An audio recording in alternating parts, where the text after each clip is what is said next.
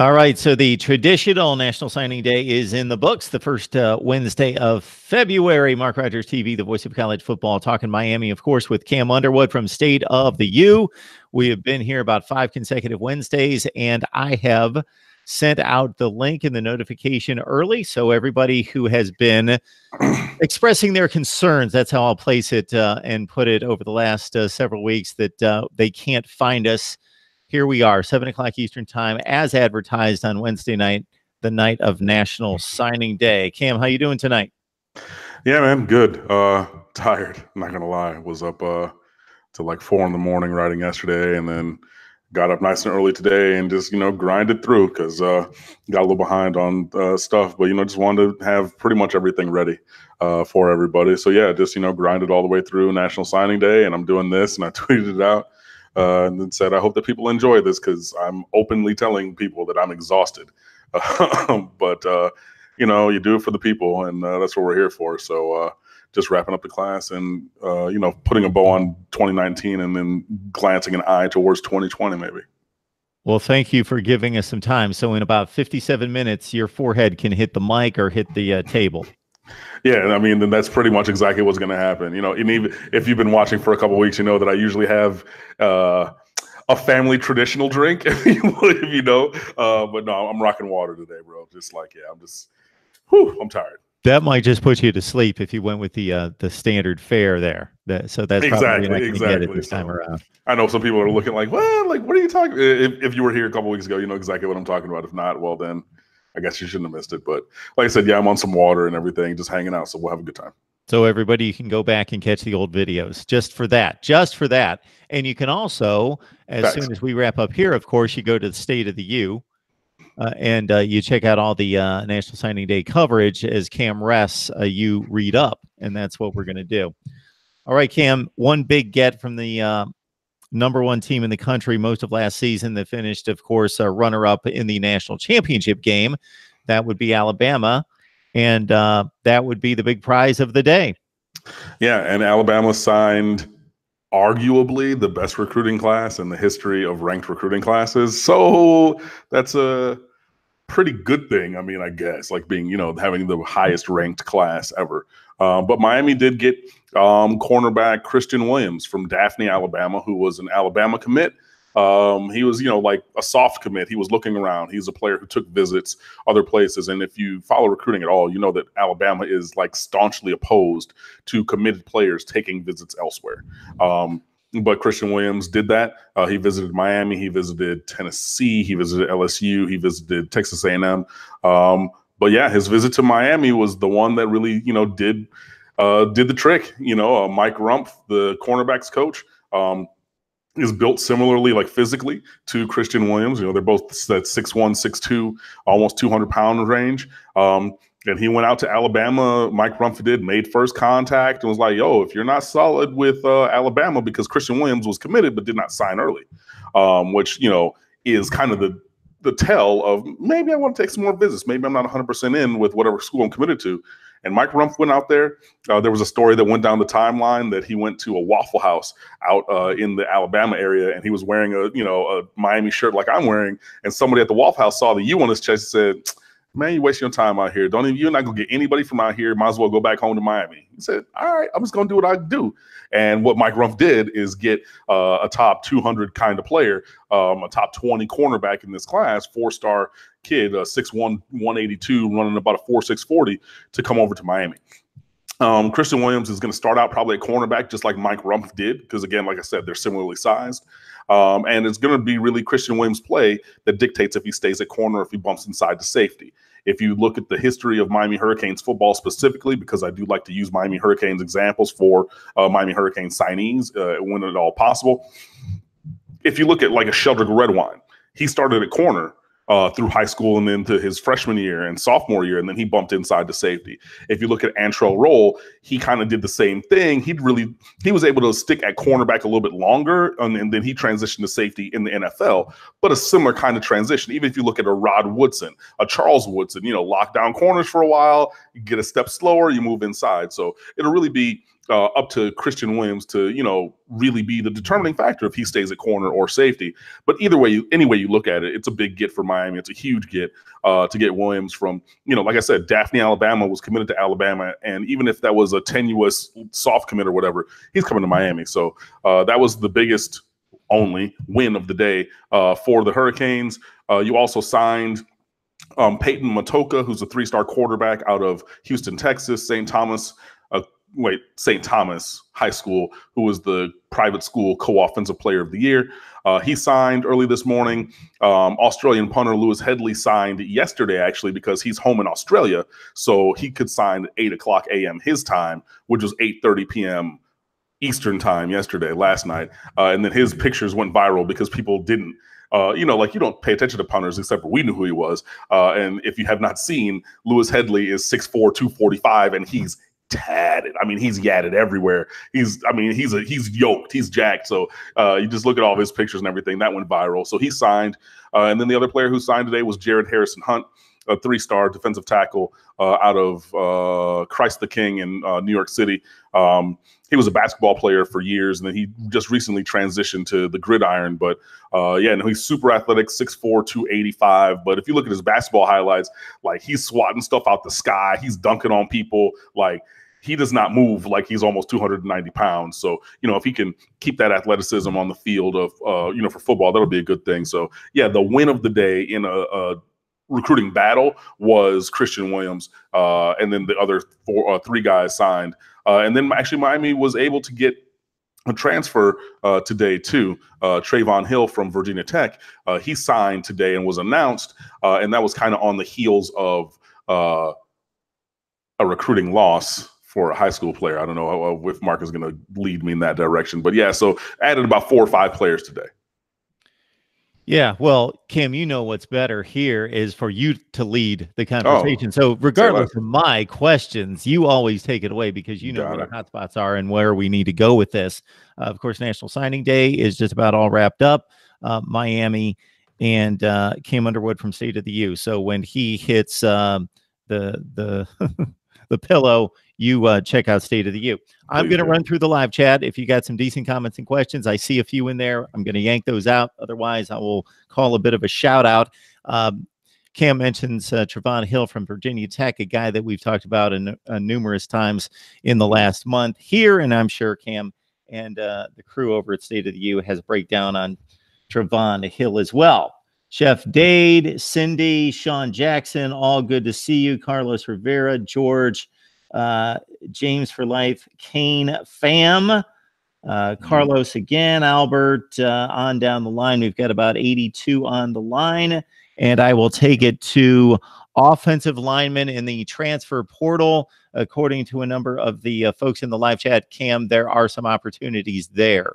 Yeah, there are offensive linemen in the transfer portal. We actually wrote an article about that the other day. It was not myself. It was another contributor to State of the U, evaluating some of the options in the transfer portal. The number one name to really know is Parker Braun. He was a 4-star All-American out of high school out of Orlando.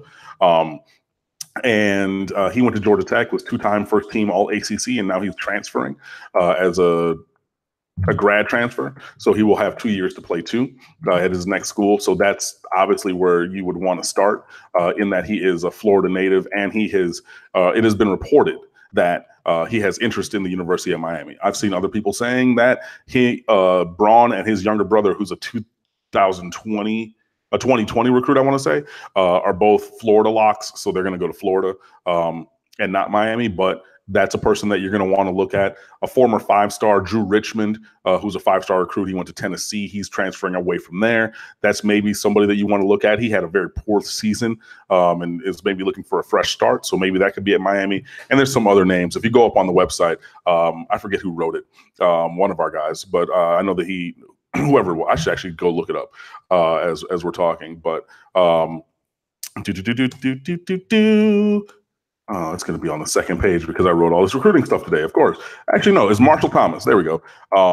Yeah, he looked at a few guys in the transfer portal, and he did the research. So there are some names there, and that's really kind of where Miami is going to need to look. There's only, I think, 12 or 13 scholarship linemen right now, but when you're talking about all 3 freshmen are not going to play, and then maybe a couple redshirt freshmen are not going to play, that means you only have maybe 7 or 8 in the rotation. You really need another guy or 2.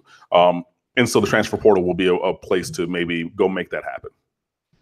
Cam Underwood, State of the U. Check him out right there, and the rest of the staff covering Miami football, of course, and the big wrap-up of National Signing Day and the entire class. We'll get to the numbers in just a second. Checking out your comments on the live chat.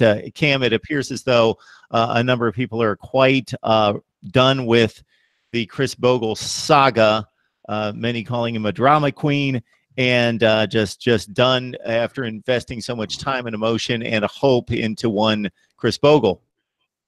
Yeah, and that's where I figured people were going to go with it. Trayvon Hill came down because Chris Bogle decided he was going to go to Florida.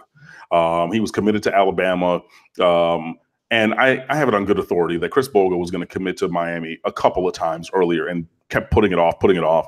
Then he was going to announce for Tennessee at the Adidas All-American game and had told everybody in NBC production he was going to pick Tennessee.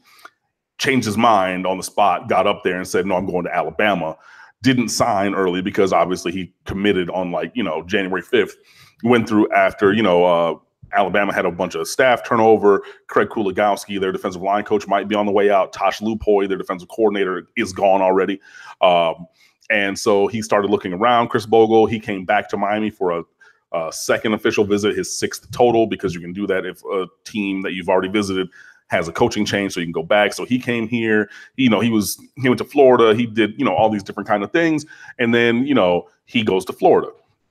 And in the aftermath of that, Manny Navarro from The Athletic and Andrew Ivins from 247 Sports, I believe, both said pretty much immediately that, okay, yeah, Trayvon Hill is coming. And Miami said Trayvon Hill is coming. And if you mention a player by name, that means that you have something signed already. And so, yeah, I understand it. Like I said, I live right by Cardinal Gibbons, not too very far away in Fort Lauderdale. Been following, Chris Bogle for a couple of years. He was at the top of the wish list for this recruiting class. We've been on him for a long time. I believe Miami was his first scholarship offer. And yeah, he, decided to spurn Miami not once but twice with 2 different commitments. So yeah, I understand the frustration. I understand people being done with him. I don't necessarily think that he was a diva in the way that a lot of people mean, because if you look back at the history of things, Keith Bryant from Delray Beach Atlantic, who went to Florida State, that was a kid who openly trolled. He openly came on social media. He was, why don't y'all love me? Why don't you, show me the love? Why don't you do this? Oh, I'm going to go over here. He went to FAU, Florida Atlantic's camp, Keith Bryant, with a couple friends, trying to get the friends offers to FAU, showing out, being all kinds of a jerk. And he and the other premium player from his high school who were there were asked to leave that camp even. So the lower ranked kids were able to stay. Keith Bryant, he was a person who was always out there trying. I mean, he committed to Miami, Florida, and then ended up at Florida State. That was a kid who was a diva. He was out there like that. I don't necessarily see Chris Bogle that same kind of way. I just think that he's a 17, 18-year-old kid who's very undecided. And I think that the nature of the discontent of the fan base is or any fan base who was rooting for Bogle to go to their school and he didn't, is the fact that he just wasn't. He was wishy-washy, and that kind of is really what I think it was, more than being a diva. But I understand, people don't like it and everything. But for 2019, Miami got a better player. Now, I'm not going to say for 4 years, 5 years down the line, but for this year coming up, Trayvon Hill, that's a better player. Now, the thing about it is you're only going to have Trayvon Hill for 1 year. So you got to play that, longevity thing off against, what Chris Bogle can be in 2022 or 2021 when he's a junior or senior. You know what I mean? But for this season, Miami got a better player. So, as I did the final grades for this recruiting class, I looked at the high school players' prospects exclusively, because transfers are different. That's not a recruiting class. That's a thing that we did to cover the gaps. It's a thing that we did to improve the roster, but it's not the recruiting class per se. So if you're looking at it on a recruiting class level, Miami missed out on a Chris Bogle, so there's a hole there. But you go to this secondary avenue, the transfer portal, and you get somebody in, to fill that up. So like I said, I understand, the nature of the discontent. I get people being upset at Mark Anthony Richards because Amon Richards came to Miami and you want his younger brother to come to Miami, and he ends up going to Auburn. It's the same thing. R.J. McIntosh's younger brother, Kenny McIntosh, 4-star recruit, he goes to Georgia as a running back. All the other players that Miami was up for, went elsewhere today. Kyer Elam follows his family legacy, goes to Florida. Darius Washington from Pensacola, Florida State was his dream school. I don't know why they didn't offer until last week or 2 weeks ago, because he's good enough to go there and play there. And obviously with their offensive line needing help, he goes to Florida State. So I get it. And especially, like I said, in the Chris Bogle thing, I just think he was undecided. And I've seen that in so many recruits before, but he wasn't openly like trolling and trying to be a diva. I just think that he needed to make his mind up. And the fact that he didn't in a timely fashion just rubbed some people the wrong way, but I understand it. All right, folks, with 128 of you on the line, we should have 128 likes. So help us out there. If we deliver quality content here in discussion, debate, analysis, and everything else involving Miami football, then please smash the like button. Give us a comment, not just to the live chat, but once the videos post, give us your comments as well. YouTube loves that. And of course, you got to share and subscribe. Share the videos to your acquaintances on social media. I made the point last week when we topped out at 325 on the line that we could do 1,000 within a few weeks. So I think we could do that. I will give a shout out here to Mr. Poker. We got Lenorius Murray, Miguel Ramirez, the closer, and Leon Hurricanes, who joins us on a regular basis as well. People are excited, Cam, about already, of course, 2020, and I checked out the rankings at number 3. It's very early, but number 3 in the nation for next year. Yeah, and Miami has had a penchant to do that over the last couple of years, have a really great recruiting class for the next cycle, kind of thing. Even going back to when Al Golden was coach, and then you have some attrition there. This has been kind of the standard operating procedure for the better part of a decade, to be perfectly honest. So, hopefully Miami is able to use this momentum, use this new energy from Manny Diaz and the coaching staff, this hashtag TNM, the new Miami brand that they're pushing out there. Hopefully that's a thing that will be able to, help entice recruits to come and stay. And then obviously, winning games. I mean, like I said, it was number 9 in the 9 installments of the recruiting rules, but it matters so much because it's proof of concept. If you cannot win, then you're not going to really get top end players in bulk like that. But yeah, Miami, is in a good spot. Even this past weekend got 5 commits from Junior Day on Sunday. 3 of them are 2020 commits. Don Chaney Jr., who's a running back from Miami Belen Jesuit School, who is like super good. I mean, he's 5'11", 195. His dad is like 6'3", so he could even grow to be 6 foot, 6'1", 6'2". And Chaney Jr. is a beast. He was a star for Belen as a freshman in high school. He was a legendary Optimist player at the middle school, Optimist level, things like that. So he just committed, and that's a big get. He's been the number 1 running back on Miami's board for 2020 for 3 years now. And to get him to finally pop, that's a big thing. So keeping him committed would be great.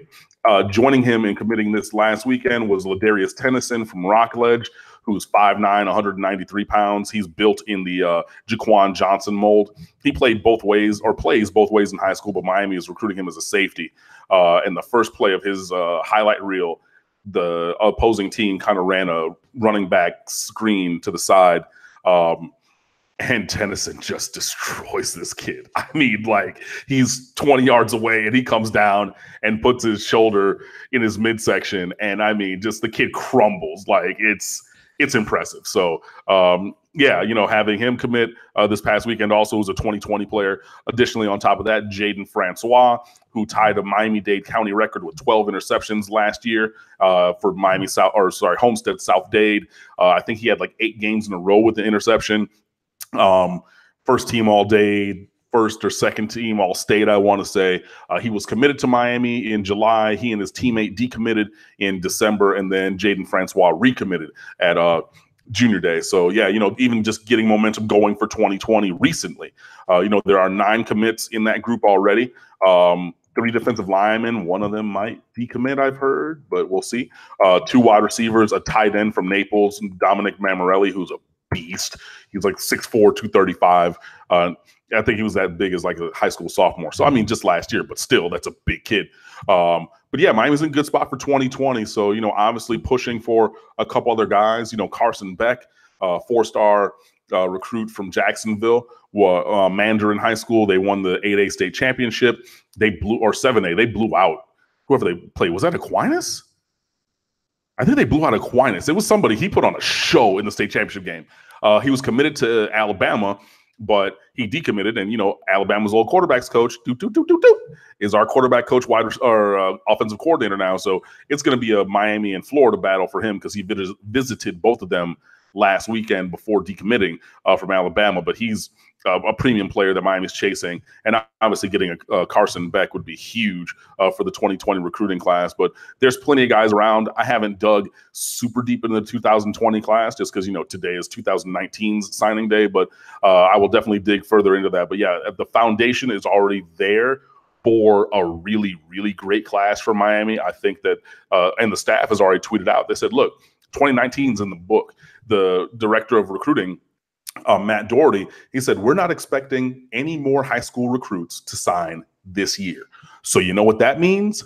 We're looking forward. So we're coming after you. They've already put out the graphics. They've already said, look, we can visit your schools. We can offer you scholarships. We can evaluate you. We're turning our focus to 2020 right now. So those people in the comments section who are watching right now talking about, hey, Miami's in a good spot. Yes, they are. The staff is energized. The staff is going to push that. There are obviously hurdles to be cleared, like winning games, like proving and demonstrating the offense being developing, having guys drafted into the league, all of those kind of things. But as it stands right now, Miami is in a good spot for 2020, so they just got to push forward. 159 on the line. Mark Rogers TV, the voice of college football. Cam Underwood, State of the U, of course, our staple guest here. And I guess that's not even a good description. Cam is the analyst for Miami football that joins us on a regular basis. We got Vike 2004, J Love T, Big Poppy JT among the 167 on the line. Cam's the best commentator. Cam's the bomb. Man, I'm going to stop right there. Cam, you're going to have a huge head if I continue to run down these comments. But there is also some commentary here. Well, let's just go to the overall numbers here. So we've got 3 enrolled on campus. We've got 14 signed in addition to those 3. So that's 17. That's number 4 in the ACC, which is quite a bit better, probably about 3 to 4 spots higher than when we were talking 4 to 5 weeks ago, and number 28 in the nation, according to 247 Sports. So a decent rally. Yeah, I mean, it could have been worse, honestly. If you don't get Harrison Hunt and he goes to Penn State, if you don't flip, Williams and he goes to LSU or something like that, I mean, you're squarely in the low 30s, almost pushing 40. But yeah, even, just getting all those guys, in the class. It's not the biggest class. It's not the best class. I already did the class roundup or recap breakdown. Excuse me. Duh. I should know what I call my own pieces, right? Class breakdown with the grades and everything. So, you did hit some of the tent poles that you need to have. You needed multiple offensive linemen. You got 3. You didn't get any that were game ready, but you got 3. Needed 4. So, okay, that's a little bit of a ding there. You needed like 5 DBs. You got 3. You needed a quarterback because that's recruiting rule number 1, and you got 1. So, yeah, Miami did do some good things. Jafari Harvey, who's one of the early enrollees, is a beast. He's a kid, again, who was rated as a 3-star. Everybody who saw him was like, what? So he's a 4-star guy, and he's going to play rotation snaps this year. Pretty much, I guarantee that. Jeremiah Peyton, a 4-star wide receiver from Duncan U. Fletcher High School. He can play rotation snaps, because he's just a baller.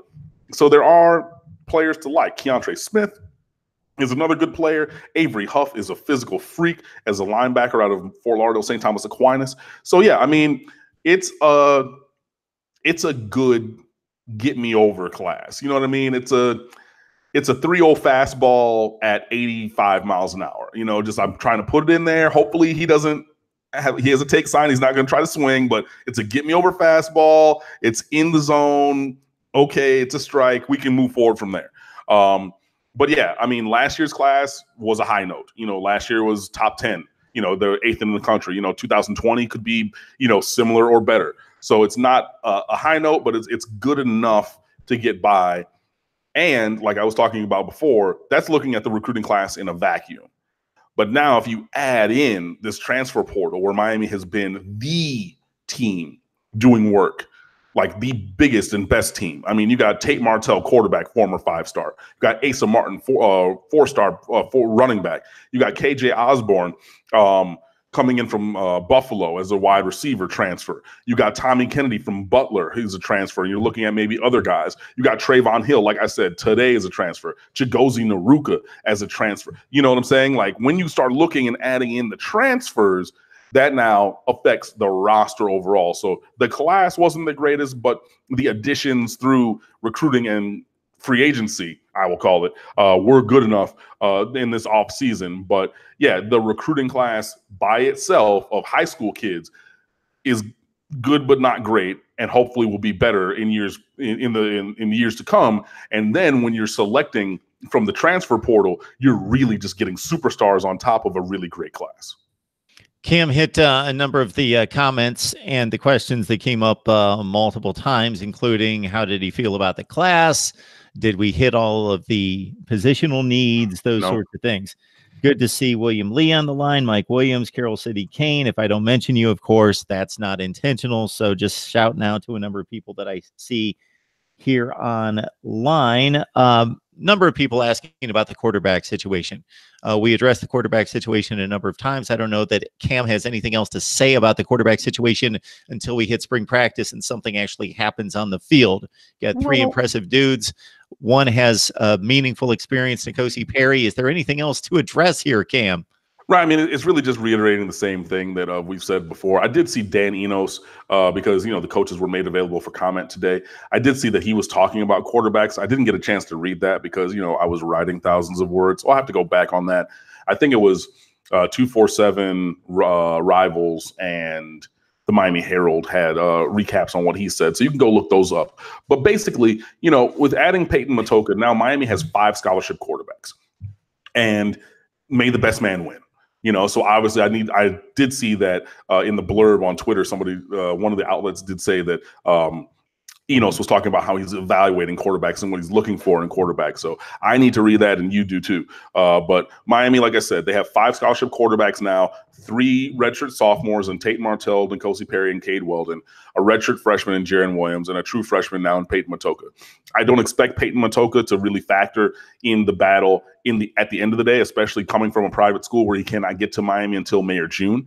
But he's there. So there are now numbers at the position, and I'm not going to say everybody is like a first-team All-ACC caliber guy, but you have Miami caliber guys, multiple of them at the quarterback position, which has not been the case in years past. Even if you take the most pessimistic view of Peyton Motoko and say he's a program guy, he's going to be here for 4 years, graduate, maybe transfer somewhere else. Maybe as a 5th-year senior, if things go wrong, he's your Joe Cox from Georgia when Mark Richt was there and he starts for half a season, or he's a Kelly Bryant who starts for half a season. Well, not even that good, but Kelly Bryant's last season, 2018, where he starts a couple games before the super talented player behind him usurps that role. Even if you have that view of Motoko, there's still 4 guys in front of him. Whereas in the past, a guy like Motoko would be 2 or 3rd, like 2nd or 3rd in that battle. So yeah, there's not too much to really talk about, about guys, doing work and, pushing ahead and things like that, but just resetting the room. There's plenty of talent there, options abound. And then we'll see what happens when spring practice starts on March the 19th, I believe it is. 200 on the line, including Leon Hurricanes, who is calling me out for, and I noticed the irony because when I set up each for every, depending on the guest, if I can accommodate the guest in regards to the conference or the team, of course, I will do so. Miami was like in the 2nd row, so I brought it to the front, and I ironically saw that I had lined it up against or next to LSU, of course.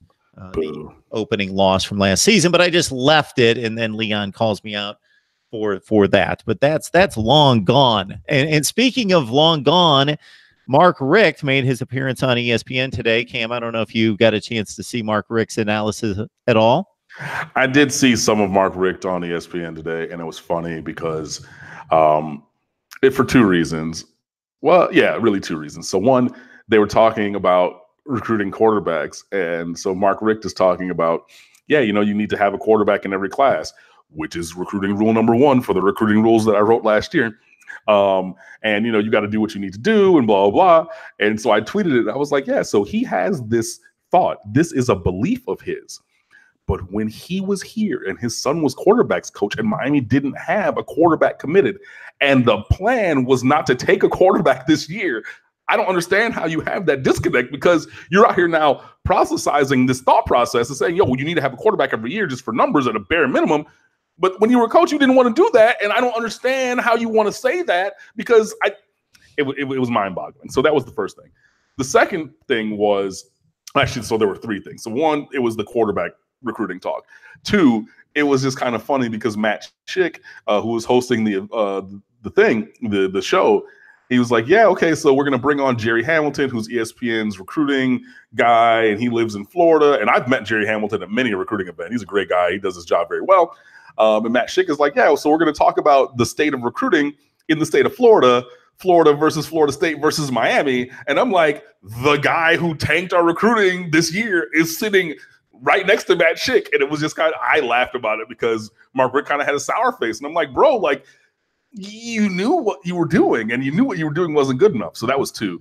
And then third, I just think that Mark Richt is going to slide into that, have a good position on television. I mean, he's well-spoken, he's articulate, he's Southern, so he has that kind of drawl and everything. So he fits into that void that was left by Mac Brown. So, I mean, he's personable, he's, all those kind of things. So, I think he plays well on television. So I think that he could do well and everything. But, yeah, just specifically today, talking about recruiting, I'm just like, dude, it's the kid who burned down the house now being interviewed about arson. You know what I mean? It's just like, well, I know how this goes. It was just, I thought those things were funny. But, yeah, I did see him on TV. I will still never understand what exactly happened there. It looked like he had everything going the right way, and then all of a sudden it just went the wrong way, and he seemed to have forgotten how to not just coach, but run an organization. But we've talked about that, and it's all in the past. The one comment that Mark Richt made that I thought was funny was that Jim Mora was commenting just about being a football scout or coach and knowing a dude when you see a dude, or knowing a team line up even before you see them snap the ball and actually run and hit, just to see the guys, when you can see a major college football team, but you can just see a monster team. And Jim Mora was talking about being at UCLA about 5 years ago. Dick Vermeil, former Rams Chiefs coach, who also coached at UCLA about 30, 40 years ago, was in UCLA camp and thought Jim Mora's team looked pretty good. And they actually finished in the top 10 in the nation that one season under Jim Mora, but not too many of those. And then a little bit later, Vermeil was visiting other camps around the nation, went to Alabama, phoned Mora and said, yeah, your team looks pretty good, but man, I just saw these dudes walk off the bus at Alabama, and it's just like night and day. Like, you've got 5 of these guys, and they've got 35 of these guys. So don't play Alabama. Right. And then Mark Richt chimes in and makes a comment about, well, I signed us up to play Alabama, and then I took off.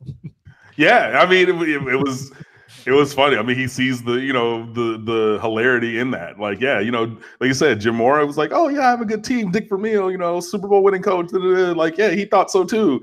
And then he called and said, bro, don't schedule Alabama. And then Mark Richt, yeah, he's like, cool. So those guys over there are going to play Alabama at my alma mater, where I just was working for a couple of years, but I'm going to be here with this cushy studio job now. So I did think that was funny as well. But that's only a couple of years away, and man, we got work to do. And we're only about 7 or 8 months away from August 31st, and of course the matchup against Florida. We've got a number of people commenting, of course, in the live chat about that. In particular, we've got Carlos, who's interested about how the secondary 2-deep chart is going to look in week 1. How the secondary 2-deep is going to look in week 1? That's a good question. Like I said last week on here, the safeties are going to be between Bubba Bolden, Gervin Hall, and Amari Carter. And then you can add in a fourth guy there. Maybe it's Gilbert Frierson as a super sub. Maybe it's I don't know, but like you're going to have another guy. Maybe it's Keontre Smith who bumps his way up into the top 4 at safety. But I think that, those 3 dudes at the top, Carter, Hall, and Bolden, those are future NFL players. So those guys should be at the top of the rotation, definitely from the beginning of the season. So those guys are there, and I'm comfortable saying that. At cornerback, and that's where the kind of questions are for me. Definitely Trajan Bandy is going to be a starter at corner. And I don't think that there's any real controversy that can be had on that point. Behind him, I mean, DJ Ivey's going to need to step up. Al Blades is going to have to play more base defense snaps. He did play some this past year, but he was really a special teams guy. He was even special teams captain for a couple of games. Al Blades Jr. was, but he's going to have to play in more base defense. Gilbert Frierson, who redshirted last year, he's going to have to play in base defense. Corey Couch is just small and thin, so I don't necessarily think he's going to be out there against Florida. Christian Williams, Miami's newest signee today. That's a guy who's probably going to have to step up. And, maybe you cross-train some guys. Maybe you bump Gervin Hall down into the slot in nickel. You know what I mean? So you have 3 safeties and 2 corners, and you kind of have that positional versatility to be able to do that. So I would think between those guys is how your the top end of the secondary is going to be. But if I had to say starters right now, I would say Trajan Bandy and DJ Ivey at corner, Al Blades at nickel, or Al Blades could maybe even come in and play boundary and bump Bandy into the nickel inside on 3rd downs. And then, like I said, 2 or 3 between Bolden, Carter, and Hall. I'll probably say Bolden and Carter to start, but don't quote me on that. 226 on the line. Thanks so much for liking the video. We've got 71 right now that have liked. So I understand from a number of comments on here, and I appreciate everyone who jumps on this live chat and encourages everybody else to hit the like button. And then people may mention that they're on their phone. It's difficult to do, whatever. No issues there. Enjoy the conversation, but we ask that you keep that in mind, and then you go back after the video post and just hit the like button. So help us out right there. We've got CT Liberty City on the line. Birdman, the Wholesome One, saying the great Cam Underwood, the Wholesome One, joins us as well. And, of course, a lot of handles that are a bit indistinguishable for me. So I can't read everyone, but we appreciate you jumping on board. And again, share the videos. You guys like the videos, please share them to your other college football friends and family and so forth and so on. And understand that at 8 o'clock, that would be at 8 o'clock Eastern time, as I try to spit it out. Mark Rogers TV, the voice of college football. We've got Florida State talk, Ohio State, Clemson, Florida, at least those 4 lined up. I guess I got UCLA as well coming up. So check us out there. Talking Florida State, Cam, have you kept your eye on the 2 chief rivals in state? I mean, I have to, especially with so many recruiting battles against Florida this year, that they invariably won. You're talking Lloyd Summerall, you're talking Keon Zipper, you're talking Chris Bogle. We offered Naquan Wright as a sophomore, running back out of Carroll City, but didn't follow up on that. He ends up going up there as well. They got RJ Henderson out of Texas, who was a wide receiver, 4-star.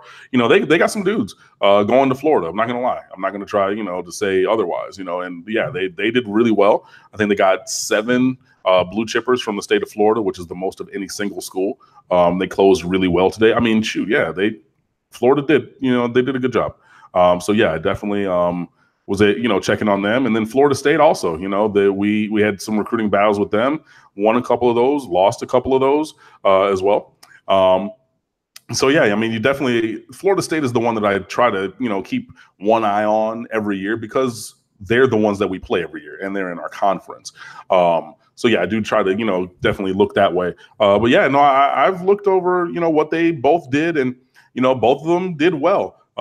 Especially, like I said, at the end, Florida State beat us for Darius Washington. Florida like I said, you have a bunch of guys that, chose to go up to Gainesville instead of coming down or staying in Coral Gables. So, even a previous commit, Jarvis Brownlee, he decided to flip from Miami to Florida State previously. And, there are other guys. So, I mean, there's definitely a strong connection to, at least my attention being on both of those teams. So, yeah, I think that both of them definitely did add talent to the roster, Florida more than anybody else. But hopefully Miami can close that gap a little bit with the transfers through the portal, and we can move forward into the 2020 cycle. Cam Underwood, State of the U, joining us to talk Miami football on another Wednesday night here. We will try to make this a regular date at 7 o'clock Eastern time every Wednesday. We will do our best, but obviously Cam has other obligations. I do as well at times, but most of the time, 7 o'clock Eastern time on Wednesday. You do your part by liking the videos and sharing the videos out there in the social media world, and of course, subscribing to the channel. Daniel Oger, Tabardine, a lot of good people on here. Devin Brown, saying hi as well.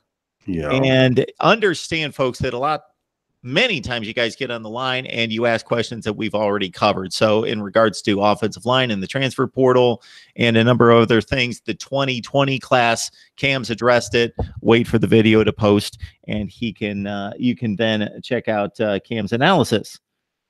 All right. Yeah. What date did you give for day one of spring camp? March 15th, 19th. Let me click this just to be sure. Come on. March 19th, yeah. And it's going to be the same format as usual, Tuesday, Thursday, Saturday practice for the 5 weeks, so they get their 15 in. So, yeah. So we've got about 6 weeks for Cam to set us up on positional battles. Also, in the past, we've dug up some pretty interesting topics from, what is considered an evergreen library, like, your favorite Kane of all time, your favorite current Kane, your favorite games, your most excruciating losses, all those sorts of things that we've talked about in the past. We can kick around here in the next several weeks. What do you guys have lined up on State of the U? Man, honestly, I was just trying to get through today. I got you. That's unfair on my part. Actually, as we usually have on Wednesday night, we have a basketball game going on. So I'm looking over there real quick, up by 2 on Notre Dame, coming up towards halftime. So we have that. What's let me look at the schedule email. Yeah, so we're just really trying to keep pushing things forward. We had our 2018 season reviews finishing up. I have to personally review a couple of things, so that'll be coming up soon. We got basketball in full swing. We have other non-revenue sports in full swing, so we're looking at those kind of things. And then, we're just going to start to dig into or just keep pushing forward with recruiting. So obviously, like in a little bit after I decompress, just resetting the board. So seeing, really digging into who the 2020 commits are, looking forward to other targets on the board who either have offers or could potentially get offers for 2020. And just a variety of different things. So, I haven't really mapped out the rest of the offseason yet. But obviously, we're going to look, spring previews for all the positions and see, where things go and things like that. So, there's always something coming up on State of the U. But, even if I don't say it or if I forget it, go and be sure to check out the website. And I'm guaranteeing that there'll be something there for you. And, of course, we will look at the 2019 schedule as we've looked at the Florida game in particular, because you guys are hyped about that. But really break through on the schedule, which includes, of course, the 2 crossover games against Florida State every year. And this year it's against Louisville, which should be a pretty light touch, you would think, after that dismal 0-8 campaign. But, Satterfield's a good coach, and they actually recruited pretty well. They closed pretty decently. There were a couple of guys that Miami was kind of kicking the tires on to bring in and decided not to go that route. And few of those guys actually signed with Louisville. So Jadarian Boykin, who's a 4-star defensive end, Jalen Mitchell, who's a 3-star running back, but he's like 6'1", 210. He's a big dude. Both of those guys and a couple other ones picked Louisville as well. So, I'm not necessarily going to look past anybody. So, like Sun Tzu said, respect all opponents, but fear none. So I'm not going to overlook anybody, because on any given Saturday, somebody can come up, raise their performance and beat you. And Miami is not that Miami of 2001 right now, where we can be on autopilot and cruise control and just beat anybody. So yeah, we definitely do need to pay attention and raise our game and play every snap, in a very serious, intentional kind of a way. But yeah, it'll be interesting to see, with those crossover matchups between Florida State and Louisville, and then everybody else on the schedule. So Cam, please take off the Miami jacket. All right. And I know you tried to. Well, I don't have a shirt on under this, so I can't do that right now. I know you tried to be, well, not literally. Unless you want to, of course. No, I'm good. I'm good. And I know you try to be unbiased when you answer these kind of questions, but really, tuck it away in the corner. Looking at this division, if we are just looking at talent, Miami has the best roster, correct? Fair. And there's no question about it. Okay. No question at all. Again, being fair and looking at the plethora of outstanding rosters across the country, the top in the Big Ten, the SEC, all the way across the Power Five, where would you place Miami? Not that they're going to perform to this level in regards to wins and losses this year, but where would you place the talent on the roster? Top 15, top 20?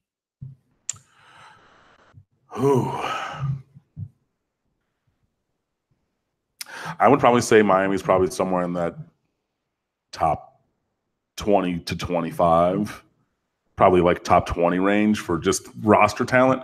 Yeah, I mean, the thing about it is, the thing that you have to always consider when looking at roster talent like that is depth, not just the top end. And Miami does have that top end to compete with a lot of teams. I'm not going to say anybody, but the starting 11 on both sides is very high caliber. Miami has a high standard of athleticism and talent across the board on the starting unit.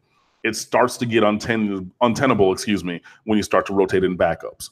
You really don't have a good offensive line and definitely don't have depth up there. That's going to be a thing that's going to deteriorate or like lower the ranking for me.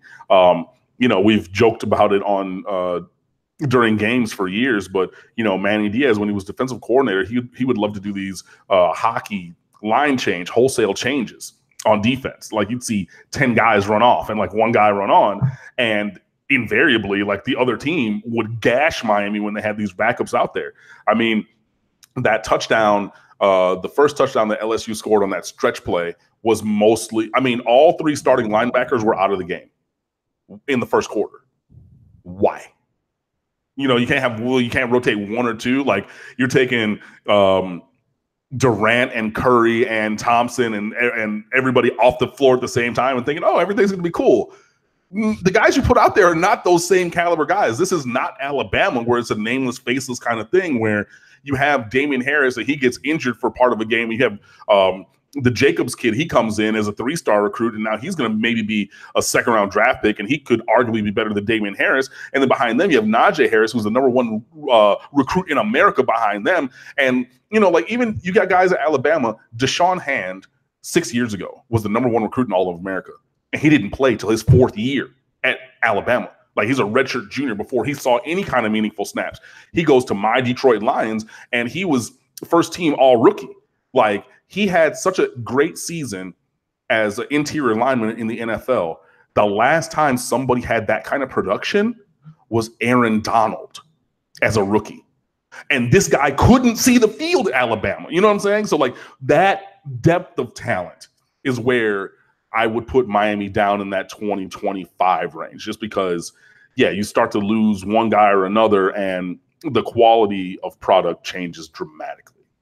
So that was definitely fair, because I was going in the 15 to 20 range, and Cam, even with his allegiance, went to the 20 to 25 range in regards to national talent because of the depth issue in some areas. So if you look at the division, I know that Pitt went 6-2. I really don't look at the records right now. Obviously, they mean everything, and that's all that counts is getting to the ACC championship game. But if you strip off the records and we started the season over, even if we brought everybody back for 2018, who knows what? I would not be putting my money on Pitt, but hey, great job. They got it done in the 8 games that they needed to, going 6-2 in the ACC.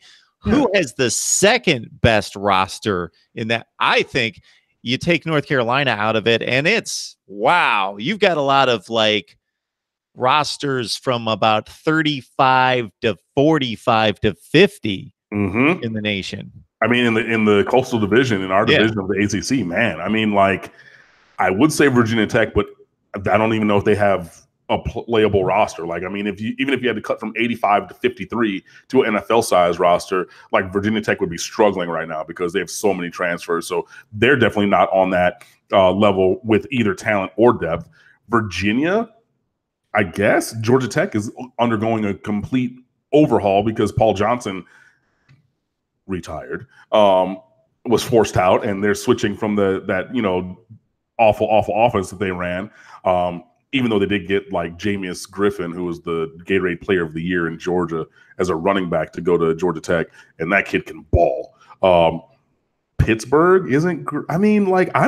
There's just Duke is terrible. I mean, on talent, like across, like on that like roster talent kind of thing. So yeah, I would say like Virginia or Pittsburgh would have the second best roster in the Coastal behind Miami. But I mean, it's definitely not like a clear answer in my mind. And definitely Miami should, again, if Miami does what Miami needs to do, there's no reason we shouldn't be pulling up to Charlotte every single year for the ACC championship.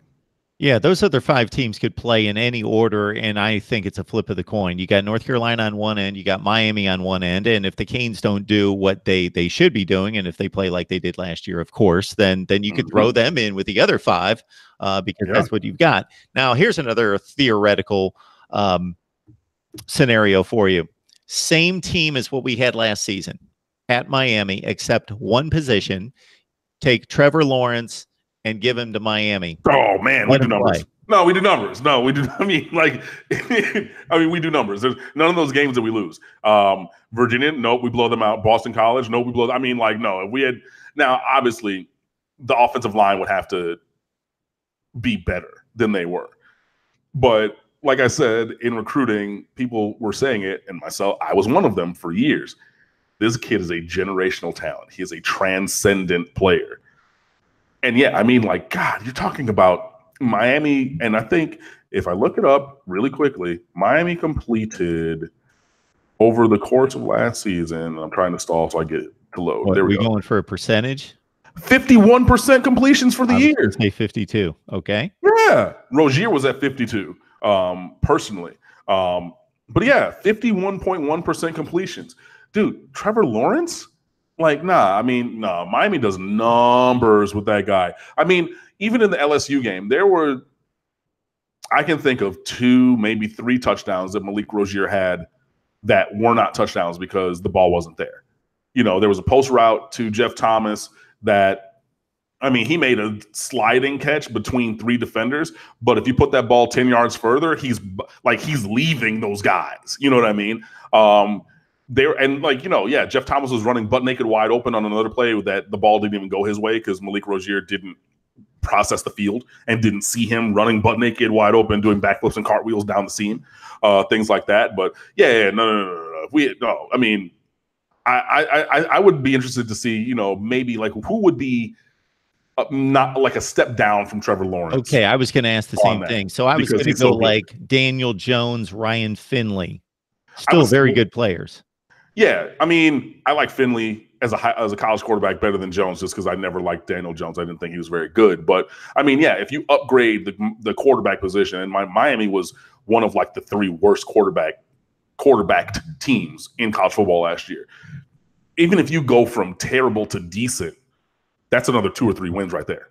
And if you want to put in, go from terrible to transcendent from, what Miami had to Trevor Lawrence, then yeah, like all those games that Miami lost, is they're closer or wins. So yeah, hopefully we'll see that kind of progression this year when with a new quarterback or whoever it is, or just the progression of scheme and the updates and things like that. But yeah, if Miami would have had even a league average quarterback last year, things would have been different. If they would have had Trevor Lawrence or Justin Fields, somebody transcended that position, then yeah, it would have been way better. Absolutely. So That 7-6 is in the books, and I know Manny Diaz is owning it, but he now owns what is rated as about the 28th best class in the country, but much better than what we were looking at in the mid to high 40s just a few weeks ago. And again, go to State of the U, catch Cam and the rest of the crew there in their breakdown of National Signing Day and the entire class. We're about 6 weeks away from spring practice. Yes, we've got about 270 people on the line. You're asking all sorts of positional questions. We've got 6 weeks to break down positions before we get to spring ball, and we will do exactly that. I would ask that you press the like button. You bring the rest of your comments to the videos themselves, not the live chat, but the actual videos. And, of course, subscribe to the channel and share the videos. And if you missed anything, which apparently many of you missed a ton, you just wait for the video to process and post, and you're all set. And you can rewatch Cam's analysis on National Signing Day. Cam, it's time to catch some Z's, I guess, or just relax. A little bit of both, you know. So yeah, I'm definitely just gonna sit back and enjoy a nice adult beverage and have some dinner, and then yeah, just probably rack it early because, like I said, I was up late and then just grinding all day today. So, you know, but it's I'm not complaining about it or anything. You know, I signed up for this. You know, I do enjoy doing this. And like I said, you know, when I started blogging, recruiting was the thing that I started with. And it is a passion of mine, obviously, and to follow recruiting 360, you know, some odd days a year, because I do take a couple days off. You know, it's tough, you know, because a lot of these guys, you know, you're following them for multiple years and you're just following all these things and these camps and these developments and, you know the names way out, and because you're just looking at so much different stuff. But like I said, I do enjoy it. I am hopeful that my enjoyment of what I do and covering and following these guys comes across to you guys, both on these videos and on the website. So, you know, hopefully you guys do enjoy that, and it's my pleasure to bring it to you guys. But it is a little taxing because, you know, I'm no spring chicken anymore. So, yeah, I'm going to have a drink and hit the sack. But I appreciate it. Wait a minute. One of us is talking about not being a spring chicken anymore. Really? Hey, man, I'm tired. Whatever. Like, yeah, whatever. I know that, you know, chronologically you might have a couple years on me, bro, but I'm tired. That's the point. I'm tired, okay? All right. So my grind continues. So join me at MarkRogersTV, the voice of college football, on the main channel there with Ohio State, Florida, Clemson, and UCLA at the minimum. Keep in mind that I did this last year, and Cam has been a faithful guest for several years now. I think we go back to I remember right around bowl time 2013 against Louisville being about the time that I was able to get Cam on for the first time. But I go there to say last year I opened up the line to any of my guests to jump on, and by the end of the night, 23 reports on National Signing Day. So we are going to do it up big for the rest of the night over at MarkRogersTV, the voice of college football. Cam, we appreciate your contribution each and every week. It's irreplaceable. That's how I'll tag it this week. Like I said, I appreciate it. I definitely am a humble person, so I'm not going to get a big head about it. But, you know, I do enjoy spending this time with you guys. Hopefully you guys enjoyed as well. You know, keep following, supporting State of the U. That's Facebook.com/The State of the U, Twitter.com/The State of the U. I'm at Underwood Sports. And then the website is stateoftheu.com. So, you know, we're there all the time. Come fan with us, guys. All right, guys, we will see you in just a few minutes. MarkRogersTV, the voice of college football, 8 o'clock Eastern time with all those teams that I mentioned right there. Like the videos, share, and subscribe. We'll see you soon. Bye. Cam, appreciate it, man. Thank you. All right, see you guys. See you soon.